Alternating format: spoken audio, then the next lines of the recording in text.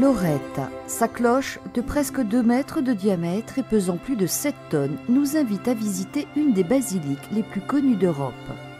Tout d'abord, il ne s'agit pas d'une basilique comme toutes les autres, car ce sanctuaire, qui est le tout premier sanctuaire marial international consacré à la Vierge, abrite la maison originale de Marie, qui, selon la tradition, serait arrivée en Italie après un transfert miraculeux de son lieu d'origine.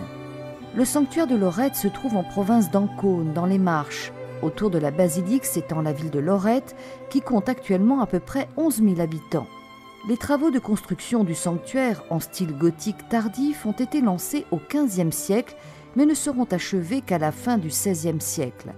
Son histoire remonte en fait au XIIIe siècle, très exactement au 10 décembre 1294. Car une vieille tradition veut que ce soit à cette date-là que les anges y déposèrent la maison de Marie, la transférant de Nazareth par les airs. Des recherches récentes attribuent cependant le transfert de la précieuse relique à une famille, la famille Angelis, qui l'aurait transportée par bateau après la défaite des croisés en Terre Sainte pour la protéger des assauts sarrasins. La maison de Marie constitue le noyau central autour duquel s'est développée la grande basilique de Lorette. Sur l'autel de la maison de Marie est vénérée la statuette de Notre-Dame de Lorette, une statue en bois de cèdre du Liban provenant des jardins du Vatican, voulue par le pape Pie XI qui la fit couronner au Vatican en 1922 avant de proclamer son transfert officiel à Lorette. La Vierge est revêtue d'un manteau doré.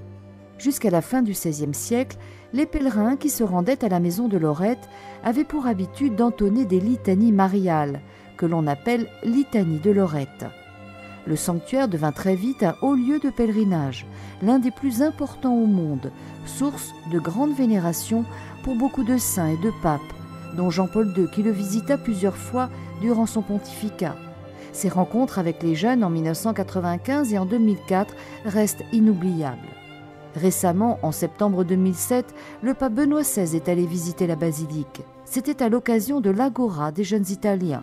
Durant sa visite, le pape a souligné que cette maison avait 3 et non 4 murs, celle-ci étant ouverte à tous. À l'intérieur de la basilique, on est vite saisi par une impression d'accueil familial, d'universalité. Les quelques graffitis gravés sur les pierres de la Sainte Maison représentent les mêmes croix que celles que l'on a retrouvées au IIe siècle à Nazareth. L'histoire de la Sainte Maison, déplacée dans les airs par des anges, est devenue un point de repère familier pour les aviateurs qui ont fait de Notre-Dame de Lorette leur sainte protectrice. La prière à la Vierge de Lorette, proclamée patronne universelle des aviateurs, met en évidence son caractère profondément maternel. Notre-Dame de Lorette, Vierge glorieuse, nous venons confiants vers toi. Accueille notre humble prière. L'humanité est bouleversée par de grands maux dont elle voudrait se libérer par ses seules forces.